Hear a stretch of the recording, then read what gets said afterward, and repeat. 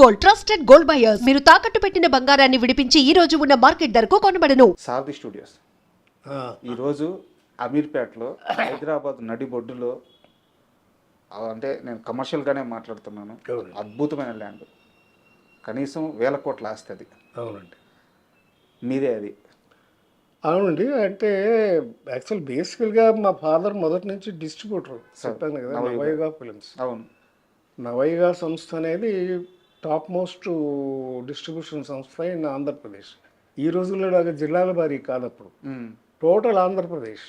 అవును, 3 ఏరియాలకి ముగ్గురు ఉండేవారు. మా పెద్దనాన్నగారేమో విజయవాడలో ఉండేవారు, హెడ్ ఆఫీస్ అది. మా నాన్నగారేమో గుంటకల్లో ఉండేవారు. సో అందుచేత నేను గుంటకల్లోనే పుట్టా. సార్ నేను చదువుకునేది 8th క్లాస్ వరకు గుంటకల్లోనే చదువుకున్నాను. ఆ తర్వాత సారథి స్టూడియోస్ తీసుకోవాల్సిన పరిస్థితి వచ్చింది. ఎందుకంటే అక్కినేని నాగేశ్వరరావు గారు ఎన్టీ రామారావు గారి అపోజిషన్ భరించలేక హైదరాబాద్ వెళ్ళిపోయి షిఫ్ట్ అయిపోదామని డిసైడ్ చేసుకున్నాడు. ఆయన భరించలేక కాంపిటీషన్కే. ఎందుకంటే ఆయన డామినేటింగ్ అప్పుడు. ఎక్కువ సంస్థలు, ఇప్పుడు విజయవాహిని అంటే కంప్లీట్గా రామారావు గారి సినిమాలు. ఓకే, ఆయనకి ఎప్పుడు కూడా కాంపిటీషన్ ఉండేది ఇద్దరికి. బట్ ఆయన ఎప్పుడు పై చేయగానే ఉండేవారు ఎన్టీ రామారావు గారు. ఆయన ఏ క్యారెక్టర్ అయినా వేసేవాడు, మహానుభావుడు. నాగేశ్వరరావు గారు ఏమో రొమాంటిక్ క్యారెక్టర్స్, కథ ఇంపార్టెన్స్ ఉన్న క్యారెక్టర్స్, సాంఘిక సినిమాలు ఇలా. మొదట్లో జానపద సినిమాలు కూడా చేశారు ఈయన. కీలుగుర్రం అన్నీ కూడా జానపదాలు కూడా చేశారు ఈయన. కృష్ణుడు వేశారు, అర్జునుడు వేశారు, అన్నీ వేశారు. ఆయన కామెడీ కూడా చేశారు కదా, మిస్సమ్మలు ఎంత గొప్పగా చేశారు ఆయన, మహానటుడు. అయితే ఏదైనా ఆయన కాంపిటీషన్ ఫీల్ అయ్యడం కొంత, చెన్నారెడ్డి గారి స్నేహం కొంత. ఓకే, మరి చెన్నారెడ్డి గారు చీఫ్ మినిస్టర్. అయితే ఇట్లా ఇండస్ట్రీ ఇక్కడ హైదరాబాద్ షిఫ్ట్ అయితే బాగుంటుందని అయితే, అప్పుడు నాగేశ్వరరావు గారు అంటే నాకు అక్కడ స్టూడియో లేదు. అప్పుడు స్టూడియో క్లోజ్ అయిపోయింది. వాళ్ళు అది యాక్చువల్గా చల్లపల్లి రాజా గారిది ప్రాపర్టీ, అంటే చల్లపల్లి మహారాజా గారిది వాళ్ళ అబ్బాయి రామకృష్ణ ప్రసాద్ గారిని. చల్లపల్లి రాజా గారు రియల్గా రాజు గారు ఆయన. వారిది సారథి బ్యానర్. సారథి బ్యానర్ అంటే అంతకుముందు చాలా పెద్ద పెద్ద సినిమాలు తీశారు. తమ్మారెడ్డి భరద్వాజ నాన్నగారు కూడా అక్కడ వర్క్ చేసినారు, దానికి మేనేజర్గా చేశారు. అవును, ఆయన తర్వాత మా నాన్నగారు. అవును అవును. అంటే అది ఎలా జరిగిందంటే, ఫస్ట్ ఆ బ్యానర్, సారథి బ్యానర్ చాలా రామారావు గారితో ఆత్మబంధువు, కలిసి ఉంటే కల సుఖం, ఇలాంటి సినిమాలన్నీ సారథిలో తీసినాయి. రోజులు మారాయి నాగేశ్వరరావు గారితో. అప్పుడు నవయుగ ఫిలిమ్స్ వాళ్ళు సారథి స్టూడియో 45% షేర్స్ కొనుక్కున్నారు. అప్పటి నుంచి మా నాన్నగారు గుంటకల్ నుంచి ఇక్కడికి షిఫ్ట్ అయ్యారు స్టూడియో మేనేజ్ చేయడానికి. 64లో 64 నుంచి సారథి స్టూడియోస్ నాన్నగారే చూసుకున్నారు. మొదట్లో ఒకటే ఫ్లోర్ ఉండేది, తర్వాత 2 ఫ్లోర్లు కట్టారు, మొత్తం 3 ఫ్లోర్లు అయినాయి. స్టూడియో బ్రహ్మాండంగా నడిచేది. ఇప్పుడు మెట్రో స్టేషన్ ఉంది కూడా అంతా సారథి స్టూడియోస్లోనే ఉండేది. అప్పట్లో అమీర్పేట మెట్రో స్టేషన్ ఉంది, అదంతా సారథి స్టూడియోస్ గేటే. అక్కడ ఉండేది మెయిన్ గేట్. స్టూడియో మీరు అమ్మేసుకున్నారో లేకుంటే మీ వాటాలు మీరు వెనక్కి తీసుకున్నారో నాకు అంత ఐడియా లేదు. బట్ ఆ రోజుల్లో మీరు స్టూడియో కొనడానికి ఎంత ఇన్వెస్ట్ చేశారు, ఎంత మీకు రిటర్న్ వచ్చింది? లేదండి, అది ఇన్వెస్ట్మెంట్ అంటే నవయుగ నుంచి ఫండ్స్ వచ్చాయి. నవయుగ అప్పటికే బాగా పెద్ద కంపెనీ. సినిమాలు కొన్ని వేల సినిమాలు రిలీజ్ చేశారు, కొన్ని వేల సినిమాలు సూపర్ హిట్లు అయినాయి. సో దాని ఇన్వెస్ట్మెంటే సారథి స్టూడియోకి తీసుకున్నారు. అంటే నేను అడిగేది ఏంటంటే, మీ షేర్లు వదులుకోకుండా ఉండాల్సింది లేదండి. అదేంటంటే ఫ్యామిలీ ఇది. మా ఫాదర్ వాళ్ళు 3 brothers, plus private limited company, it's not a ownership company కాదు. సో అందుకని షేర్స్ ఉండే ఎవరికి వాళ్ళకి. వాళ్ళ బ్రదర్స్ నెక్స్ట్ జనరేషన్ వాళ్ళు మాకు కలిసి రాలేదు, ఒకరికొకరు పడలేదు. మామూలే, భారతం అంతే, ఏ కుటుంబం అయినా అంతే. పెద్ద పెద్ద వాహిని స్టూడియో అట్లాంటివి అయిపోయింది, ఏబిఎం అలాగే అయిపోయింది. సో అలాంటి పరిస్థితుల్లో స్టూడియోని అమ్మేయాల్సి వచ్చింది, అమ్మేశారు. ఎందుకు అమ్మారు సార్? మీకు ఏమన్నా అది గుర్తుందా? అంత డీటెయిల్స్ నాకు తెలియదు. మహా అయితే కొన్ని లక్షల్లో ఉంటుందా? లక్షల కోట్లు కదండి, 12 ఎకరాలు. ఆహా, మీరు అమ్మినప్పుడు మేము అమ్మినప్పుడే కోట్లండి. అప్పుడే కోట్ల? 80s మేము అమ్మింది ఎప్పుడు 84లో, 80s తర్వాత. ఆ, 80s తర్వాత కదా మేము అమ్మింది. కొన్నది ఎప్పుడు 64లో. ఇప్పుడైతే వేల కోట్లు ఉంటాయి. అంతే కదండి మరి.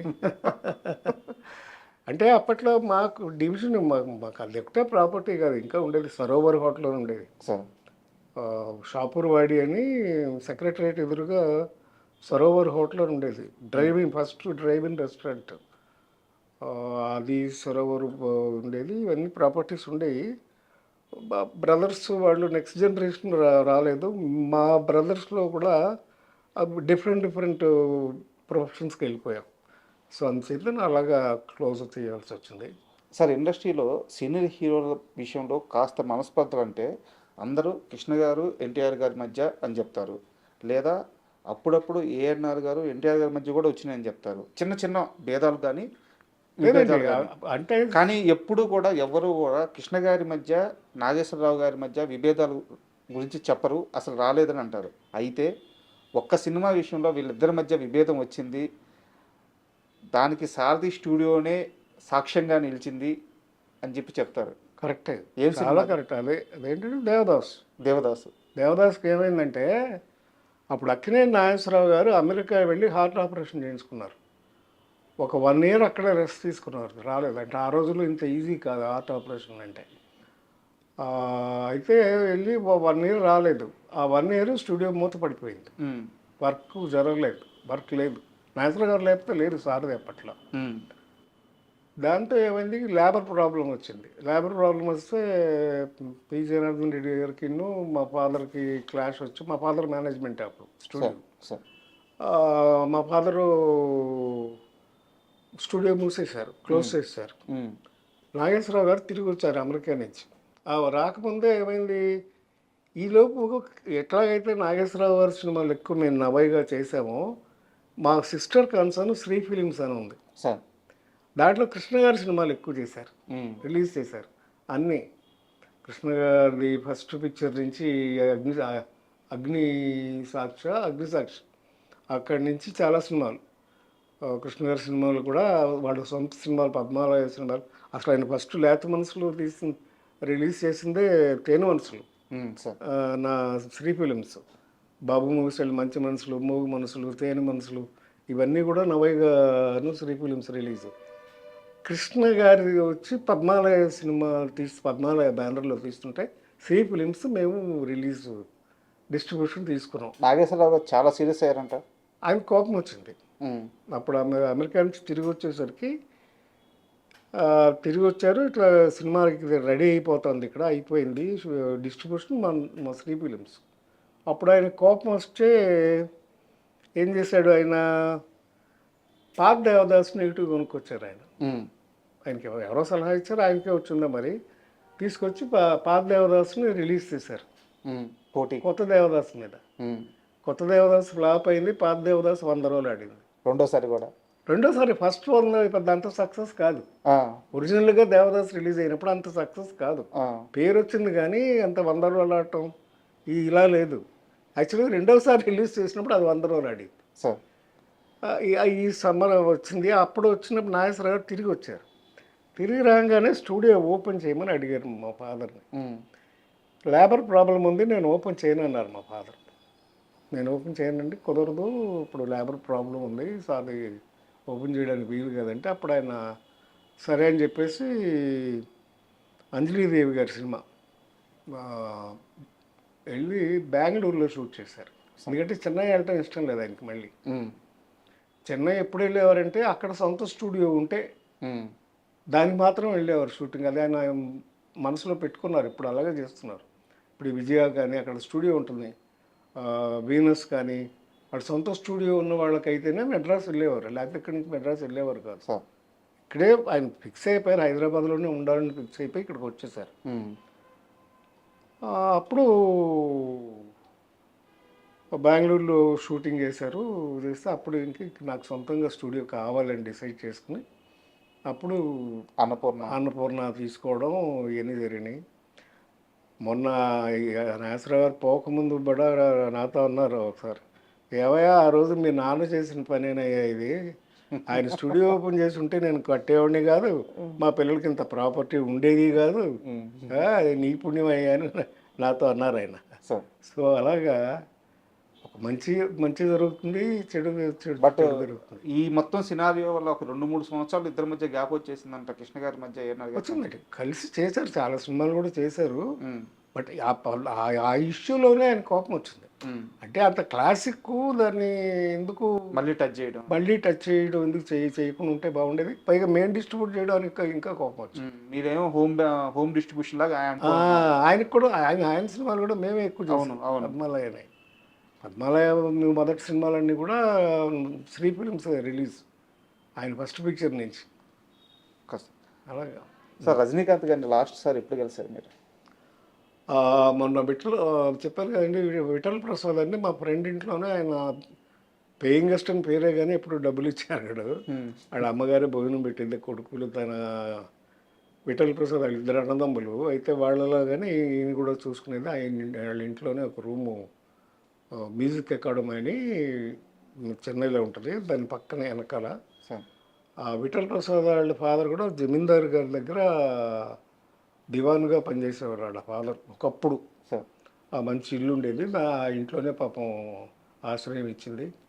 తర్వాత వాళ్ళని కూడా బాగా చూసుకున్నాడు రజనీకాంత్.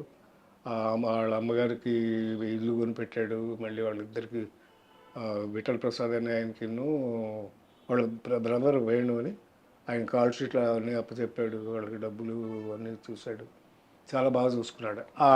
వాళ్ళ అమ్మాయి పెళ్ళి అయితే వెళ్ళాం. ఓకే, వెళ్తే ఆ రోజంతా మా దగ్గర. ఇది ఏ సంవత్సరంలో పెళ్లి జరిగింది? ఒక 3 years అయింది, 3-4 years అయింది. కళ్యాణ మంటపం, ఆయన కళ్యాణ మంటపంలోనే పెళ్లి చేశారు. పెళ్ళి అయిన తర్వాత మమ్మల్ని అందరినీ ఆయన తోటకు తీసుకెళ్ళాడు, మా ఫ్రెండ్స్ అందరినీ. ఓకే, మేము 15 మంది దాకా ఉన్నాం బ్యాచ్. అందరం వెళ్ళాము, రోజంతా ఆయనతోనే స్పెండ్ చేసి మరి అందరినీ మధ్యాహ్నం లంచ్ ఇంటికి తీసుకెళ్ళి వాళ్ళ ఆవిడని స్వయంగా వడ్డం చేయమని వాళ్ళతో భోజనాలు పెట్టి మా అందరికి బట్టలు పెట్టి పంపించాడు. సో అలాగే ఫ్రెండ్స్ని బాగా చూసుకుంటాం. ఏమని పిలుస్తున్నారు ఇప్పుడు? అరే అనుకుంటాం మేము, ప్రదీప్ శక్తి గారు కానీ మేమంతా మేము ఫ్రెండ్స్ అలా అనుకుంటాం, అలాగే అరే అనుకుంటాం, అంతే కదా.